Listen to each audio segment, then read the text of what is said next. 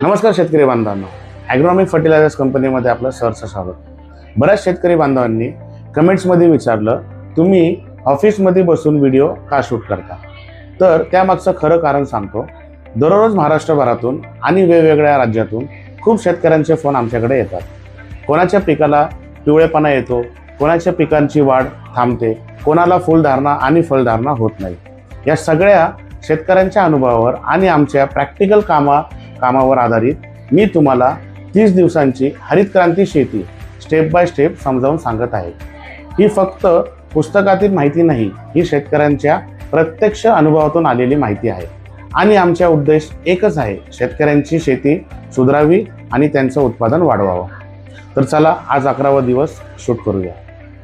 कीड आज इतक्या मजबूत का झाल्या? तुम्ही कधी लक्ष दिलं आहे का? पूर्वी एक फवारणी केली की कीड मरायची, पण आज काय होतं?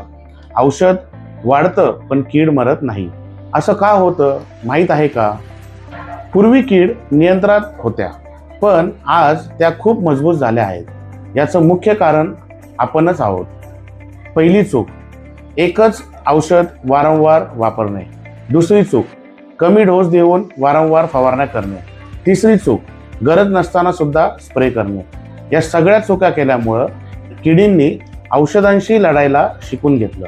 म्हणजे कीड आता औषधाला घाबरत नाही, कीड चतुर झाली आहे, पण आपण नियोजनात मागे पडलो।